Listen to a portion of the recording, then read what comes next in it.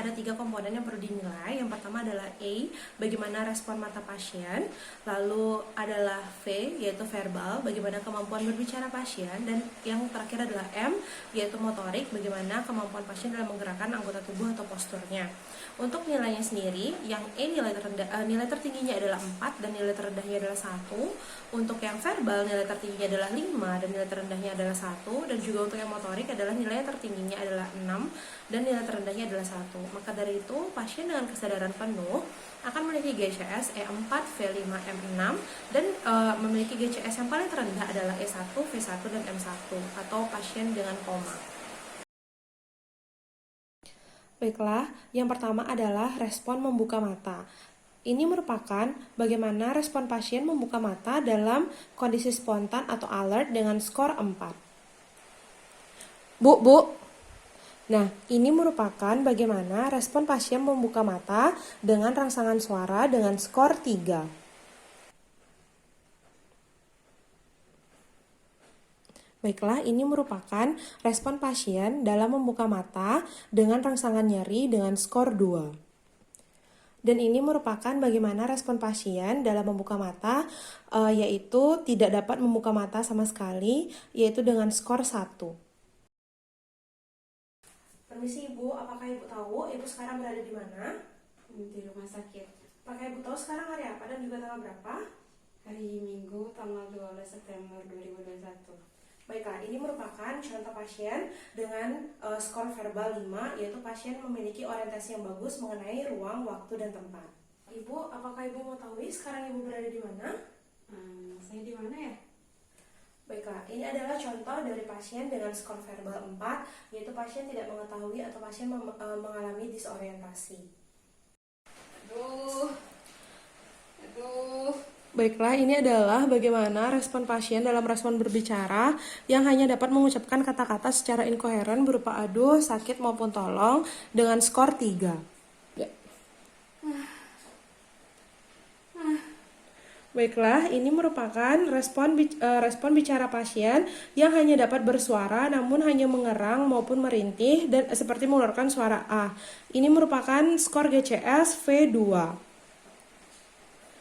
Dan yang terakhir merupakan respon bicara pasien yang tidak ada suara, yaitu dengan skor 1.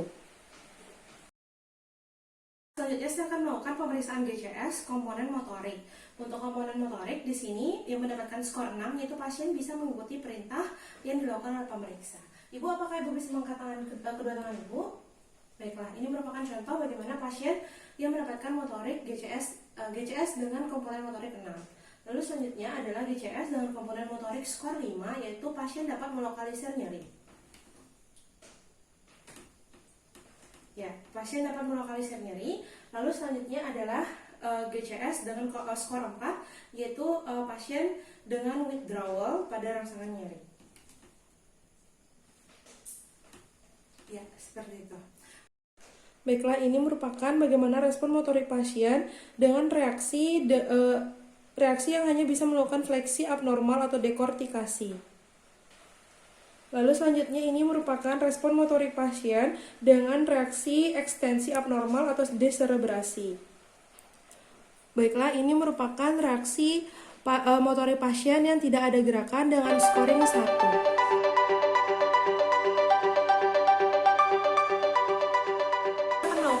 Meningeal sign, yang mana meningeal sign merupakan tanda yang dapat terlihat jika adanya inflamasi pada lapisan meninges. Untuk pemeriksaan meningeal sign, di sini ada pemeriksaan kaku kuduk, pemeriksaan Burzynski, pemeriksaan Kernik, dan juga pemeriksaan Lasik.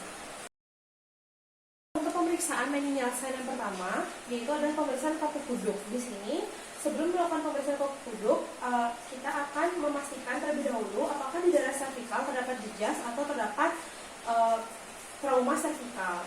Jika tidak terdapat trauma servikal, maka kita dapat melanjutkan pemeriksaan kaku kuduk ini. Lalu pertama-tama kita akan mengelengkan kepala pasien ke kanan dan juga ke kiri untuk menilai apakah ada kekakuan pada lehernya. Selanjutnya kita juga akan sedikit mengangkat bahu pasien untuk melihat apakah ada kekakuan pada lehernya. Dan juga lalu selanjutnya untuk pemeriksaan kaku kuduk, pertama akan memasukkan tangan kiri pemeriksa di leher pasien, lalu mengangkat leher pasien. Untuk memfleksikan leher pasien, sehingga dagu pasien bisa menyentuh dada. Baiklah, jika terdapat kaku kuduk yang positif, maka leher pasien tidak akan mampu menyentuh dada dan juga terdapat kekakuan pada leher pasien. Ini adalah melakukan pemeriksaan Burzynski. Pemeriksaan Burzynski 1 sama seperti melakukan pemeriksaan kaku kuduk, namun jika nanti hasilnya positif, maka akan terdapat fleksi dari kedua tungkai bawah. Seperti ini. Pertama saya akan melakukan fleksi dari leher. Ya, jika terjadi hasil yang positif, maka akan terjadi fleksi dari dua tungkai yang bawah. Burzynski 2, saya akan memfleksikan kaki pasien untuk memfleksikan panggul pasien. Lalu, jika terdapat Burzynski 2 yang positif, maka akan terjadi fleksi pada pada kaki kontralateralnya. Baiklah, saya akan ulangi prosedurnya. Saya akan memfleksikan kaki pasien dan akan terdapat fleksi dari kaki kontralateralnya.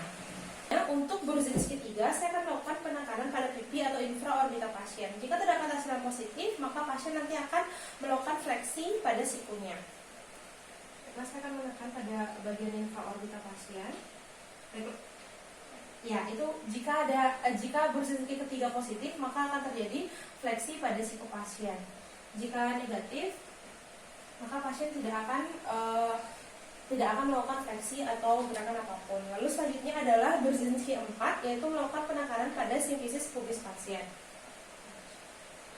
Ya, Pak, ini merupakan hasil Burzynski 4 yang negatif. Jika Burzynski 4 yang positif, maka akan terjadi fleksi dari kedua tungkai atau fleksi dari lutut dari kedua tungkai bawah pasien. Selanjutnya saya akan melakukan pemeriksaan Carney sign. Pertama-tama pasien diposisikan dalam posisi supine dan pemeriksa berada di sebelah kanan pasien. Lalu saya akan mengfleksikan sendi panggul pasien dan mencoba mengekstensikan tungkai bawah pasien. Umumnya pasien mampu mengekstensikan kakinya dan tidak merasakan nyeri. Namun pada pasien yang memiliki Carney sign positif, pasien tidak mampu mengekstensikannya lebih dari 135 derajat atau tidak mampu sampai pada sudut 135 derajat karena adanya tahanan yang kuat atau pasien merasakan nyeri sebelum sampai pada sudut 135 derajat. Begitu pula dilakukan pada kaki yang lagi satu, difleksikan dan juga diekstensikan tungkai bawahnya. Umumnya pasien akan normal, tidak merasakan nyeri, namun pada pasien Carney sign akan merasakan nyeri sebelum sampai ke sudut 135 derajat atau ada tahanan yang kuat sebelum sampai ke sudut 135 derajat. Kita akan melakukan LASIK sign, yang mana pada pemeriksaan LASIK sign ini pasien tetap diposisikan dalam posisi supine dan pemeriksa berada di sebelah kanan pasien. Lalu pemeriksa akan mengangkat kaki pasien dengan mempertahankan lutut tetap ekstensi atau lutut tetap lurus. Jadi di sini umumnya pasien mampu mencapai sudut lebih dari 70 derajat dengan tanpa nyeri. Namun pada pasien LASIK sign yang hasilnya positif, pasien tidak mampu mencapai pada sudut 70 derajat. Begitu pula pada kaki yang sebelahnya. Ini merupakan hasil yang negatif karena pasien tidak merasakan nyeri, namun pada pasien LASIK sign positif, pasien tidak mampu mencapai pada sudut 70 derajat dan pasien akan merasakan nyeri.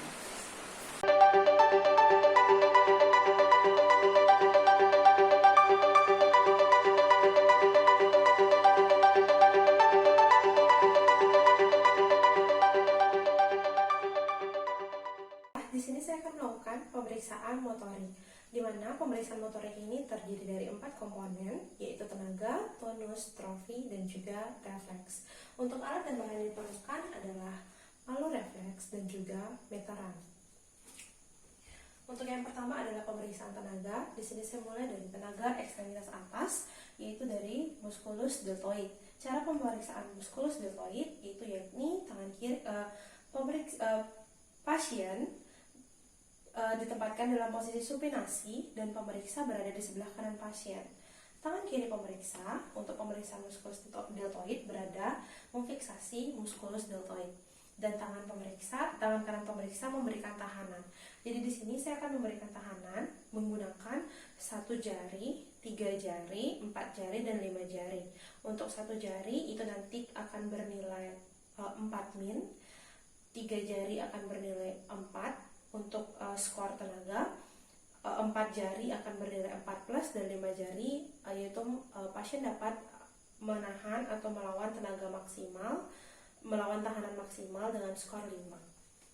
Baiklah, saya akan mulai.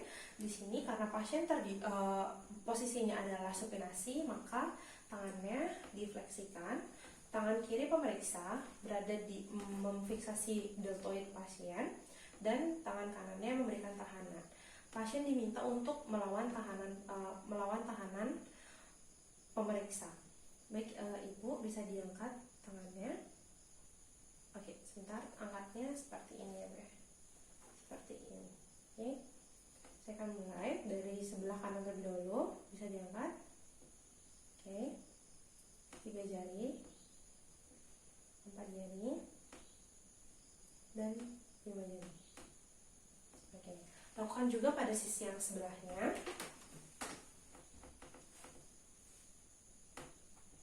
Satu jari. Oke, 4 jari dan 5 jari. Oke. Selanjutnya adalah untuk tenaga dari musculus bicep. Tangan pasien disetengah fleksikan dan tangan kiri pemeriksa memfiksasi otot bicep pasien. Oke, Ibu tolong tangannya nanti ditekuk ke dalam, lawan tangan saya. Oke, 3 jari, ya, 4 jari, ya, dan oke, dilakukan juga pada sisi sebelahnya. Tangan kiri memfiksasi otot bicep pasien dan tangan kanan memberikan tahanan. Bisa dilakukan, ya. Oke, tangan saya. Oke. Selanjutnya adalah otot tricep pasien. Sama, tangan kiri memfiksasi otot tricepnya dan tangannya di setengah ekstensikan, lalu nanti tangannya tolong diluruskan ya, Bu ya, melawan tangan saya. Oke, sebentar. Ya, mulai. Oke. Oke. Dan menggunakan ini. Oke. Lakukan juga pada sisi sebelahnya. Tangan pasien diposisikan setengah ekstensi, lalu tangan kanan memberikan tahanan menggunakan 1 jari, 3 jari, 4 jari, dan juga 5 jari. Oke. Selanjutnya adalah untuk melihat fleksor pergelangan tangan. Jadi di sini pasien diminta untuk mengepalkan tangannya, lalu nanti dilipat ke dalam seperti ini ya tangannya, dan pemeriksa memberikan tahanan. Ayo coba. Oke. Oke. Oke, lakukan juga pada sisi sebelahnya.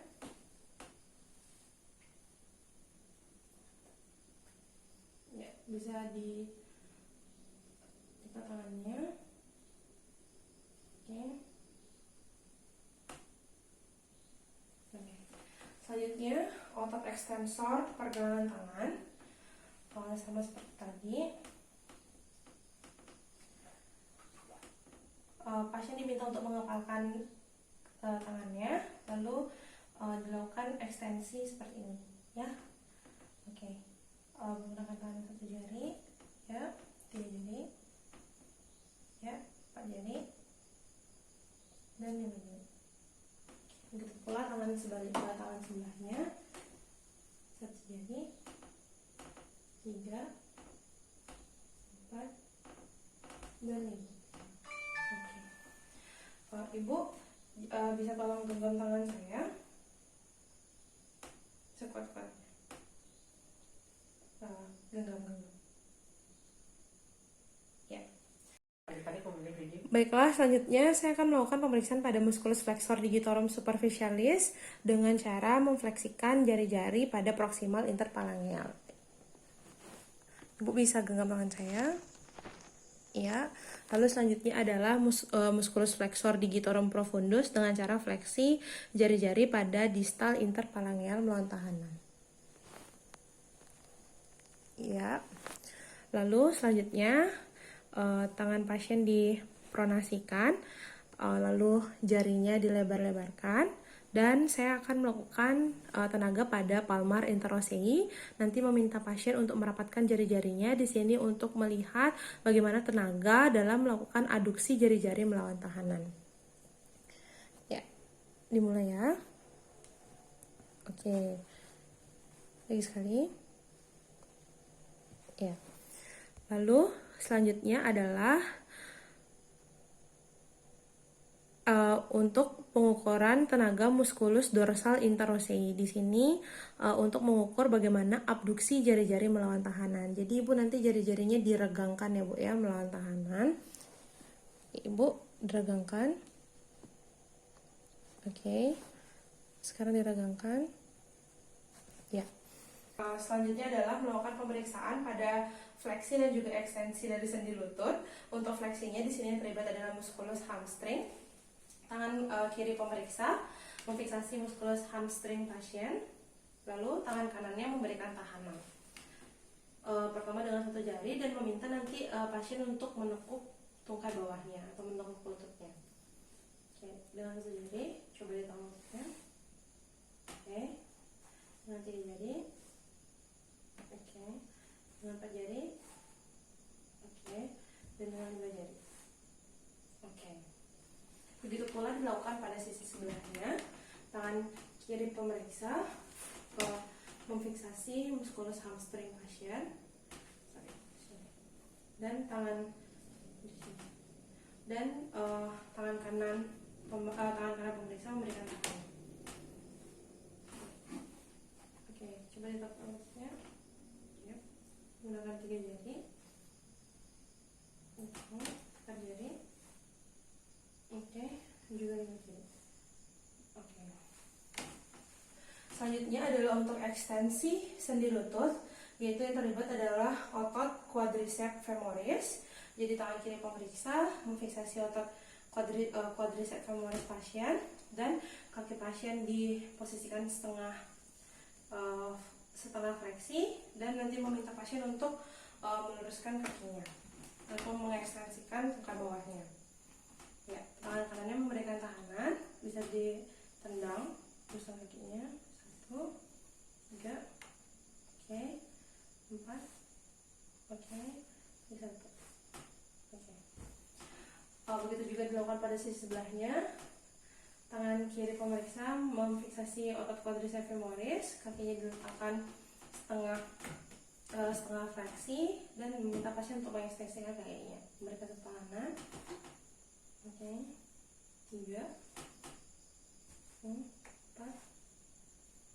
ini ya, oke.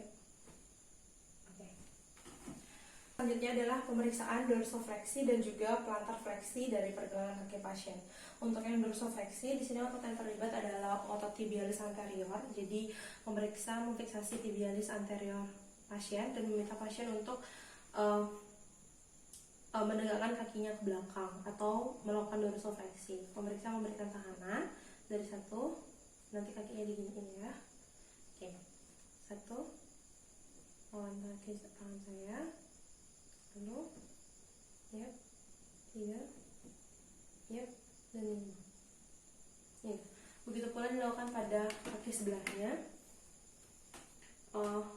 Dilakukan dengan tahanan satu jari, 3 jari, 4 jari, dan 5 jari. Oke.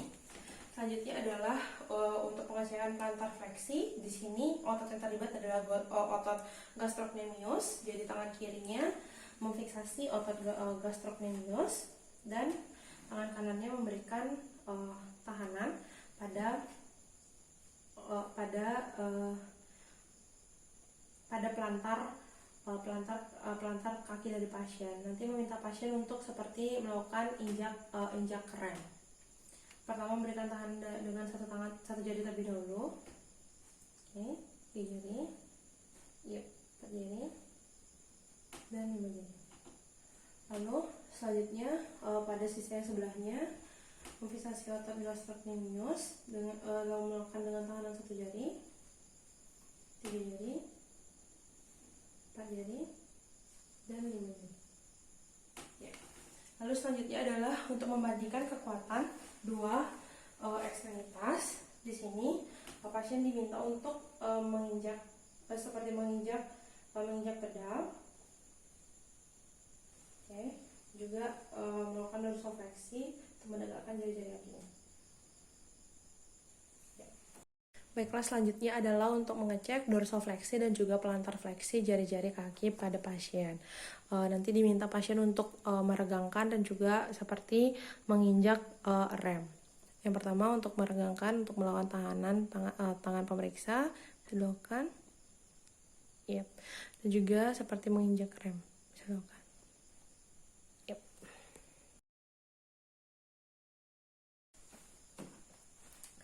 Baiklah, selanjutnya di sini saya akan melakukan pemeriksaan tonus pada otot pasien. Di sini tonus merupakan tegangan otot pada saat keadaan rileks maupun resistensi otot pada saat otot digerakkan secara pasif. Untuk syarat pemeriksaannya yaitu pasien rileks dan juga kooperatif, di mana kita bisa mengajak pasien berbicara pada saat melakukan pemeriksaan nanti. Pertama, di sini kita akan melakukan palpasi dari otot-otot terlebih dahulu.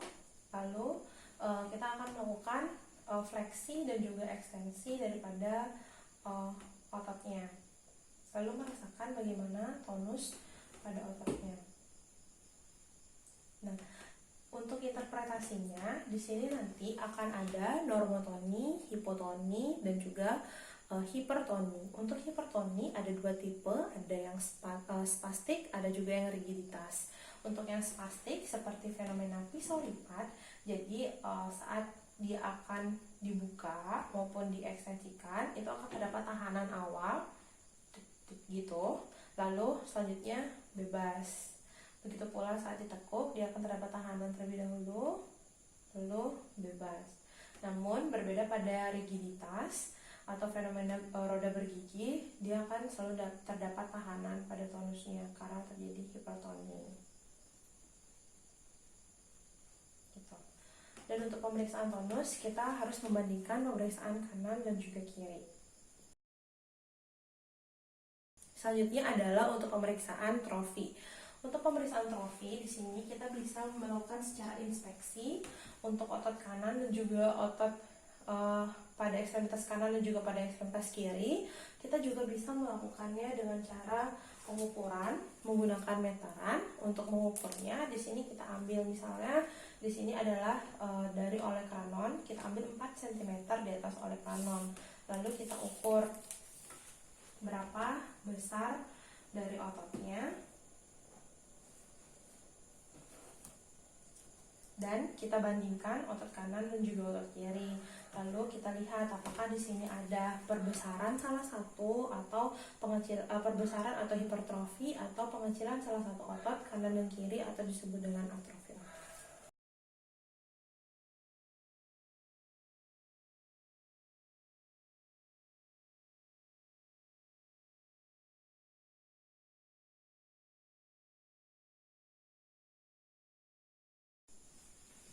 Baiklah, selanjutnya di sini saya akan melakukan pemeriksaan refleks pada pasien. Untuk alat dan bahan yang akan dipergunakan adalah palu refleks dan juga pasien ditempatkan dalam posisi supinasi dan pemeriksa berada di sebelah kanan pasien. Pertama di sini saya akan melakukan refleks dari refleks fisiologis, yaitu refleks yang pertama adalah refleks bicep. Untuk pemeriksaan refleks bicep, kita akan memberikan bantalan pada tendon bicep, pada tendon otot bicep, dan memposisikan tangan pasien setengah fleksi. Lalu nanti pasien dipastikan dalam posisi rileks.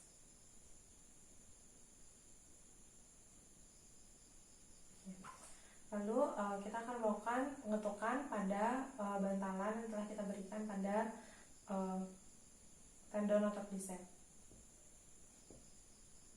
Ya. Lalu selanjutnya adalah pemeriksaan pada refleks pada tricep. Tangan pasien difleksikan setengah fleksi, lalu memberikan ketukan lalu memberikan perkusi pada tendon otot tricep.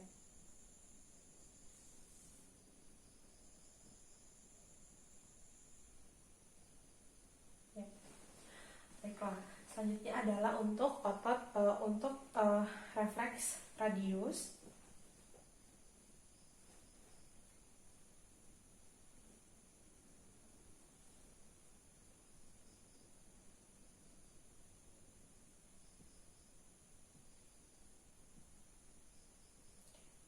Dan juga pada refleks ulna.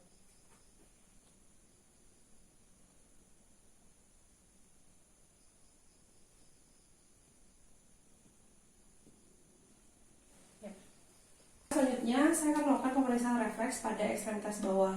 Untuk refleks fisiologisnya, di sini adalah refleks patella dan juga refleks Achilles. Pertama, saya akan melakukan pemeriksaan refleks patella terlebih dahulu. Pertama, memfiksasi kaki pasien dan posisi kakinya adalah setengah fleksi. Lalu melakukan perkusi pada daerah tendon patella.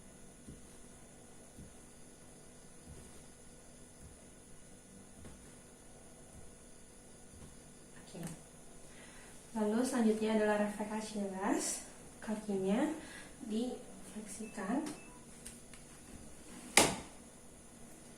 Jika positif, pada refleks Achilles akan terdapat plantar fleksi.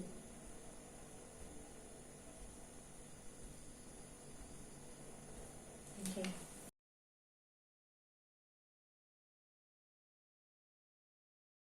Baiklah, selanjutnya di sini saya akan melaksanakan pemeriksaan refleks patologis pada tangan, yaitu yang pertama adalah refleks Hoffman. Pada saat pemeriksaan refleks Hoffman, jari tengah akan difiksasi dan diekstensikan jari tengah. Lalu di sini saya akan membuat goresan pada jari tengah. Jika petik kuku jari tengah maksud saya. Jika terdapat patologis atau positif, maka akan ada aduksi dari ibu jari dan juga fleksi jari-jari tangan. Jika negatif, maka tidak akan terjadi apa-apa. Lalu selanjutnya adalah refleks Tromner, sama. Di sini saya akan melakukan fiksasi jari tengah dan melakukan ekstensi dari jari tengah dan melakukan pemetikan pada jari tengah atau jentikan jari tengah dari arah bawah.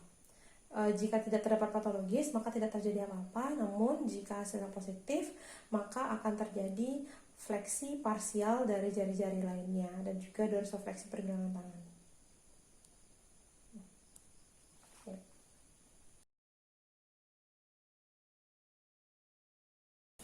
Selanjutnya adalah refleks patologis dari ekstremitas bawah.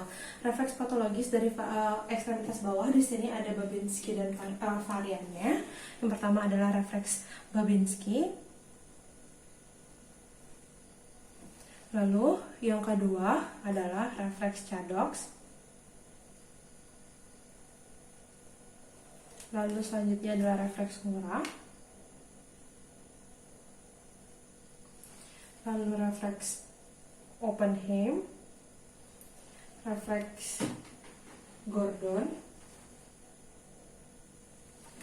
refleks Schaeffer. Selanjutnya adalah refleks Bing, lalu refleks Gonda, dan juga refleks Stansky.